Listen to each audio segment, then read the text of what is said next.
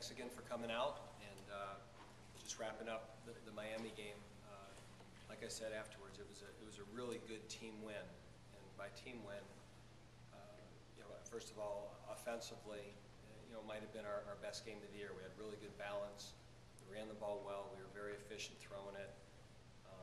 Did a lot of good things, and on defense, number one, we did a nice job of shutting down the running game and making them one-dimensional.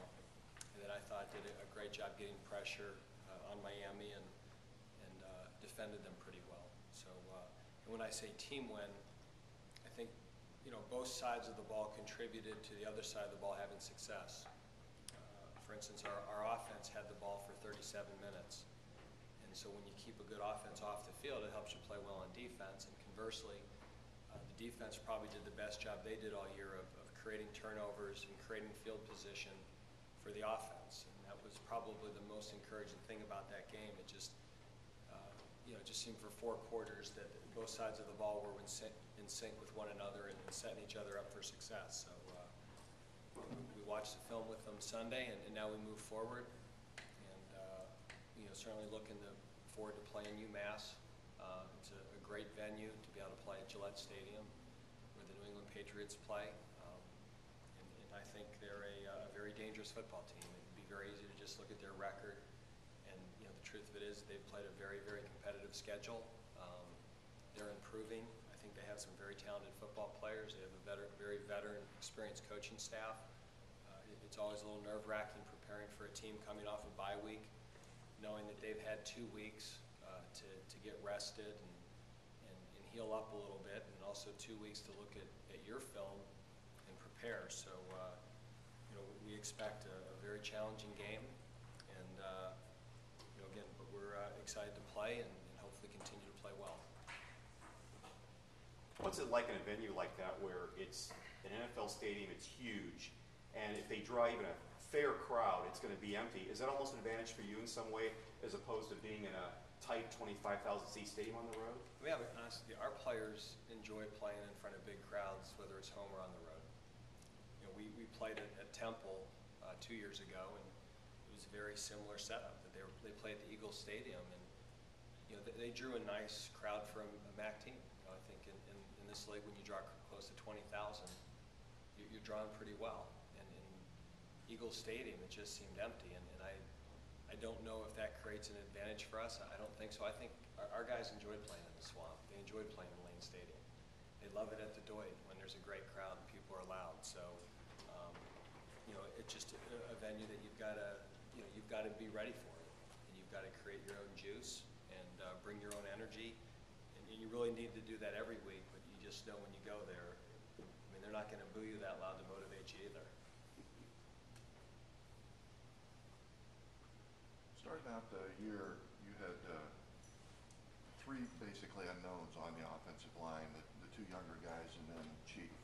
Can you just talk about how that group has progressed from even in the spring to where they are now, and are you surprised at the progression? I'm not surprised at the progression. With 3 new starters there, we knew there might be some growing pains, especially with 2 redshirt freshmen.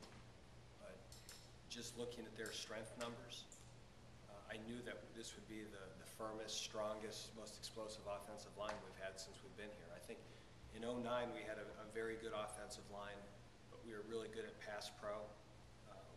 That was not a group that really knocked people off the ball. And with the quarterback we had that year and with Freddie Barnes, they didn't need to do that. But this group is a more physical group, and certainly Alex Huddle, I think, has really developed and become a good player. Which, when you play a freshman, they're going to struggle early, and then you hope by the second half of the season they're no longer freshmen.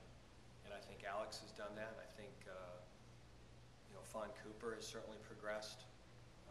I give a lot of credit to that to Dominic Fluellen and Jordan Russos, because Dominic's a junior captain, Jordan's a senior, but those are the 2 guys that played, and they've got 3 new guys with them. And we told those guys early, it's your job to develop them.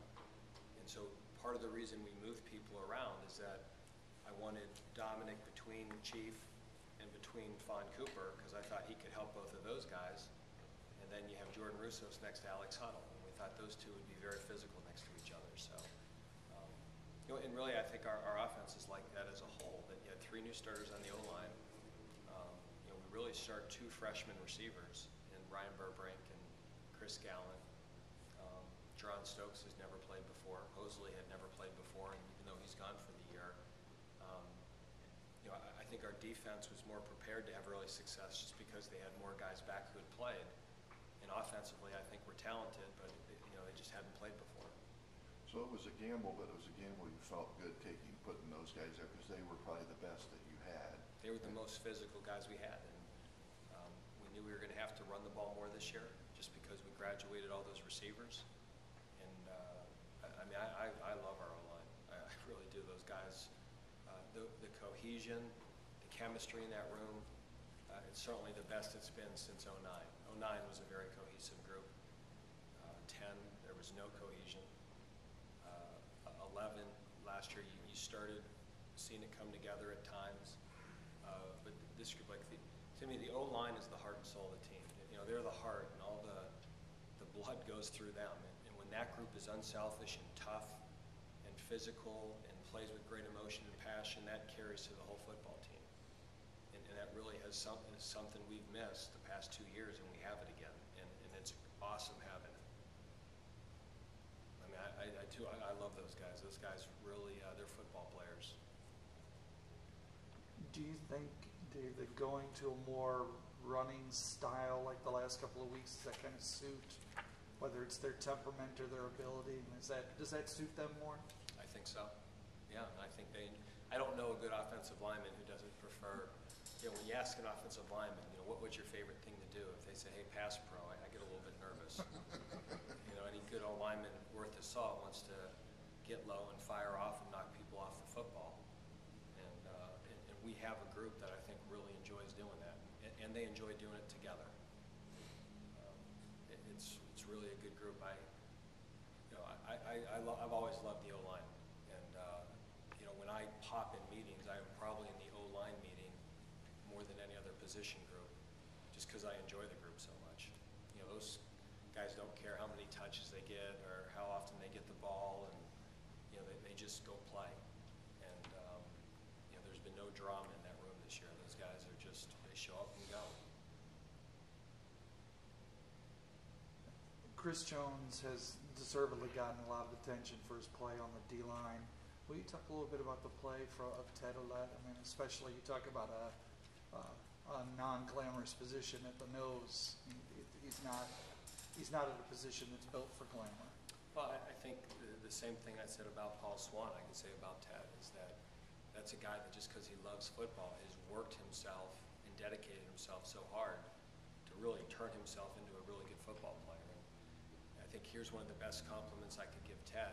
It was a clip in the Akron game, and I was watching a guy really get triple teamed and split 2 guys and end up putting a nice look on the quarterback. And I said, boy, that was a heck of a play by Jonesy. Then I rewinded and I said, that was Ted. So there's times that Ted, the sack he had at Virginia Tech right before the half, Chris sticks out, and Chris is a difference maker, and Chris is Chris. But there's times on film that Teddy is playing at a very high level too. And it'll be neat for him this weekend to get to go back home and play in front of a lot of his family and his friends.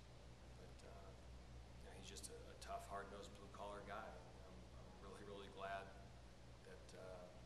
that he stuck with us that first year when we got here recruiting-wise, because he had an opportunity to stay closer to home and had some other options. And he was really undersized at the time, so we weren't quite sure what we were getting. But that's a guy that loves football. And with Jarris Campbell going down, the fact that he has stepped up has been more critical. So I'm really proud of him too.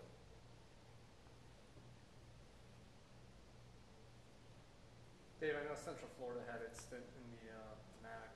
When I think Massachusetts, I definitely think MAC football. But is this a good thing for the MAC long term to have UMass in the conference? Considering it's all Ohio, Michigan, Indiana. I don't know. Yeah, you know what? I think in the long term, yes. I think, and those are things that I have no input on. It's handled at the league office, the presidents, the ADs. But you know, it allows us to, I think having Temple in the league allowed us to recruit Pennsylvania. You know, we ended up getting some pretty good players in Pennsylvania. I mean, Tyler Beck, Matt Johnson, you know, so we had a footprint there, and now we have a footprint in New England. So, you know, maybe it'll help us recruit 1 or 2 guys a year. And I think the other thing it does is it protects us. You know, there's been so much conference switching that you have to have 12 teams to have a championship game. You know, you look at the you know, the Big 12, and they've had defections that they can't have a championship game now. And I think, and again, I can't speak for the conference office, but you know, if you're sitting right at 12, you're always 1 away from losing your championship game. So I think in the long term, it's good. I also think UMass will get good a lot faster than people think. You know, I think they'll have the same advantage Temple did. That you know, they're the only MAC school. You know, because you'll have Boston College and Connecticut and those schools in the Big East and the ACC, and a lot of times in Ohio, you know, all of the MAC schools fight over the same players, and they won't have that. That they'll have that next group. I thought that was a huge advantage that Temple had. That Temple really didn't have to recruit against the rest of the league because of where they were geographically, and I think UMass will have that same advantage. So you know, they've certainly proven they can. Their football program in the CAA year in, year out was one of the best football programs. They've supported basketball at a very high level for a lot of years, and you know, I think in time they'll be really good. And I think they're very talented right now. I mean, you know, they were able to get, because they were an FCS team, that they were able to get a lot of 1A transfers the year before that could play right away. So if you go through their roster, you know, the tailback is a 5th-year guy from Michigan, the receiver is a 5th-year guy from Notre Dame. There's another guy on the D-line who's a transfer from Notre Dame, 5th-year guy. There's another O-lineman who was a transfer from Syracuse who's been there for 2 or 3 years. So they have a number of players that were recruited at a very, very high level, and those guys show up on film, and you know, they've got some talented players there. So it's you know, again, I just watching their Ohio game. That game, you know, that game wasn't a fluke. They didn't get lucky. I mean, they went toe to toe with a nationally ranked team who's undefeated. Was there something they did in particular in that game that helped them stay with OU? Their quarterback played really well. I mean, they're playing a freshman quarterback, and he was on fire. I mean, he made every throw, and they have some wide receivers that can do things with it after they catch it, and they had good balance, and he looked really good. And I think, you know, when you play a freshman quarterback, you're going to experience some ups and downs. I mean, we went through that with Matt certainly 2 years ago, and even a little bit less so last year. But you know, their quarterback, Wegson, I think it's pronounced. He's going to be a really good player, and in that game, you could see it. And you know, again, I've said this many times that I think 2 years ago in this league, it was a very, very young quarterbacks league, and Dysart had flashes of it, Carter had flashes of it, Owens had flashes of it, and Matt had flashes of it. Now 2 years later, those guys are established, and this guy definitely flashes it. I mean, I can't predict the future, but I think they found their quarterback.